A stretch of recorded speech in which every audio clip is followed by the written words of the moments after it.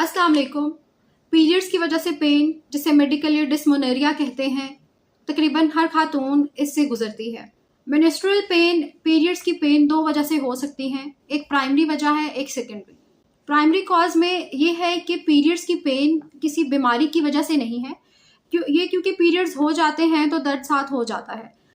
ये उन खवातीन में ज़्यादा होते हैं जिनको पीरियड्स के कुछ सालों के शुरू में, जिसे मेनार्की कहते हैं, तब ही पीरियड्स का पेन स्टार्ट हो जाता है।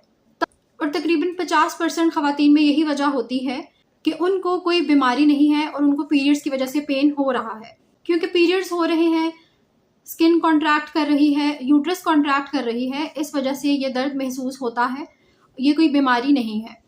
अब जो हमारी सारी डिस्कशन होगी वो प्राइमरी कॉज होगी पेन की। सेकेंडरी कॉज को हम बहुत थोड़ा सा डिस्कस करेंगे, क्योंकि हमारे यहाँ ज़्यादातर खवातीन प्राइमरी कॉज से डील कर रही होती हैं। अब रिस्क फैक्टर की अगर बात करेंगे, किन खवातीन में पीरियड्स का पेन ज़्यादा होता है, तो वो खवातीन जिनको बहुत कम उम्र में पीरियड्स हो जाते हैं, जब 12 साल की उम्र से भी कम उम्र में, तो उनमें दर्द ज़्यादा होता है। फिर पीरियड्स ज़्यादा देर तक रहते हैं, यानी कि ब्लीडिंग 5 से 7 दिन तक होती है। पीरियड्स के ब्लड का फ्लो बहुत ज़्यादा है, हैवी ब्लीडिंग होती है। कुछ खवातीन जो स्मोकिंग करती हैं उनमें भी दर्द ज़्यादा हो सकता है। फिर वो खवातीन भी, वो फीमेल्स भी जिनकी बहनों को या उनकी अम्मियों को ये दर्द रहा है, तो पॉजिटिव अगर फैमिली हिस्ट्री है दर्द की, तो दर्द होना नॉर्मल है, आप में भी ज़्यादा दर्द हो सकता है। फिर वो खवातीन जिनका वजन ज़्यादा होता है उनमें भी पीरियड्स का पेन ज़्यादा होता है। फिर वो खवातीन जो कि ऐसी जगह पर रहती हैं जहाँ पर एयर पोल्यूशन ज़्यादा होती है, उनके अंदर 33% दर्द होने का चांस ज़्यादा होता है उन खवातीन के मुकाबले में जो कि साफ जगह पर रहती हैं और एयर पोल्यूशन वहाँ पर नहीं है। इसलिए एयर पोल्यूशन, आपकी हवा भी काफ़ी मैटर करती है कि आपको पीरियड्स पेन ज़्यादा है या कम है।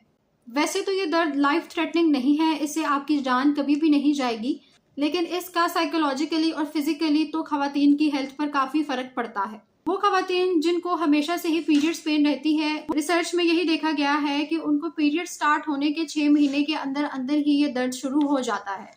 वैसे तो ये दर्द 2 से 3 दिनों में ख़त्म हो जाता है। बाज़ औक़ात पीरियड्स होने से पहले ही दर्द शुरू हो जाता है और बाज़ औक़ात पीरियड्स होने के घंटों के बाद दर्द शुरू होता है। और ख़वातीन जानती हैं कि ये दर्द ऐसा होता है कि क्रैम्प्स होते हैं, लेबर लाइक पेन होता है। अब जो दूसरे सिम्टम्स साथ साथ दूसरी ख़वातीन फील करती हैं, कुछ में नौजिया होता है, उल्टियाँ होती हैं, सर दर्द होता है, कमर दर्द होना और बाज़ औक़ात पेट भी खराब हो जाता है। अब प्राइमरी पीरियड पेन की कॉजेज़ में हम इसका इलाज कैसे करें?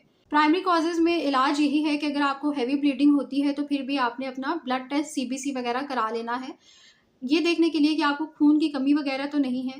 ज़्यादातर खवातीन आर्टिफिन खा लेती हैं, जिससे पीरियड पेन ख़त्म हो जाता है या काफ़ी हद तक कम हो जाता है, और 2 से 3 दिन तक, क्योंकि उनको नॉर्मली दर्द रहता है, और फिर वो ठीक हो जाती हैं। फिर इसके लिए NSAIDs यानी कि दर्द की गोलियां इस्तेमाल की जाती हैं, जिसके वैसे भी रेकमेंडेड यही है कि जैसे ही आपको पीरियड्स हों और अगर आपको खदशा होता है कि आपको दर्द होने वाली है, तो आप उससे पहले ये दवाई ले लें ताकि आपको और भी ज़्यादा तकलीफ से ना गुजरना पड़े। अगर मैं आपको ये बताऊं कि कौन सी सबसे बेस्ट मेडिसिन हैं कि अगर आप पीरियड्स के दौरान खाते हैं तो आपको दर्द कम होगा, तो उसमें आर्टिफिन है, ब्रूफिन है, नेप्रोक्सन है, पोनस्टॉन भी है। ब्रूफिन और नेप्रोक्सन सबसे बेस्ट इसलिए हैं कि आधे घंटे से 1 घंटे के अंदर अंदर तक दर्द या तो बिल्कुल ख़त्म हो जाता है या बहुत हद तक कम हो जाता है कि आप अपने जो भी काम वगैरह करना चाहती हैं वो कर सकती हैं ईजीली। कुछ लोग डिस्प्रिन वगैरह भी लेते हैं। डिस्प्रिन का कोई भी पीरियड पेन पे असर नहीं है और इसको लेने का कोई भी फ़ायदा नहीं है। अगर आप ये दवाइयाँ 2 से 3 दिन तक ले रहे हैं तो फिर तो कोई मसला नहीं है, आपने ये दवाइयाँ लंबे अरसे तक नहीं लेनी। फिर मैं आपको बताती चलूँ कि वो खवातीन जिनको मैदे का, गुर्दे का, खून की क्लॉटिंग की कोई बीमारी है, तो उनको ये दवाइयाँ बिल्कुल भी नहीं लेनी चाहिए। ये तो मैंने आपको बता दिया कि प्राइमरी कॉजेज़ ऑफ पीरियड्स में आप ये दवाइयाँ ले सकते हैं और किस तरह आपकी दर्द कम होगी। अब सेकेंडरी रीज़न में ये हो सकती है कि आपके यूट्रस में कोई फिब्रॉइड्स हो सकते हैं, सिस्ट हो सकते हैं, पॉलिप्स हो सकते हैं, यानी कि बच्चादानी में कोई रसोली हो सकती है, यानी कि बच्चादानी कोई इन्फेक्शन हो सकता है, खून की शरेयानें सूजी हो सकती हैं। ये सारी सेकेंडरी रीजंस की कॉजेज़ हैं कि आपको पीरियड्स पेन क्यों हो रहे हैं। सेकेंडरी कॉजेज़ की सबसे जो पॉइंट आउट या फिर अजीब बात यह है कि पहले आपको पीरियड पेन नहीं होता था, लेकिन जैसे ही आप अपनी लेट 20s में पहुंची हैं और अर्ली 30s में हैं, तो आपको अचानक से पीरियड पेन स्टार्ट हो गया है। इसमें अचानक से आपको कभी इर्रेगुलर ब्लीडिंग होगी, हैवी ब्लीडिंग होगी, ब्लीडिंग के साथ कोई और वेजाइनल डिस्चार्ज होगा और साथ ही साथ कि आपको इनफर्टिलिटी भी फेस करनी पड़ सकती है। ये सारी वजूहात कोई सेकेंडरी कॉज की तरफ पॉइंट आउट कर रही हैं कि कोई बीमारी है जिसकी वजह से आपको अचानक से दर्द शुरू हो गया है और आपके पीरियड्स इतने इरेगुलर हैं या फिर सडन कोई चेंज आ गया है। अब सेकेंडरी कॉजेज़ का मसला यही है कि ये दवाइयाँ भी असर नहीं करती और दर्द भी ज़्यादा रहती है और ब्लीडिंग भी होती रहती है। मुख्तसर यही है कि पीरियड्स पेन में प्राइमरी कॉजेज़ में कोई भी परेशानी की बात नहीं है, नॉर्मल पेन है जिसकी मैंने आपको ट्रीटमेंट्स बता दी हैं, दवाइयाँ बता दी हैं। और सबसे डरने वाली बात सेकेंडरी कॉजेज़ की है, जो कि आपको अचानक से सिम्टम्स अपीयर होना शुरू होते हैं। तो इस केस में ना तो दवाइयाँ काम करती हैं और ना ही घरेलू टोटके काम करते हैं।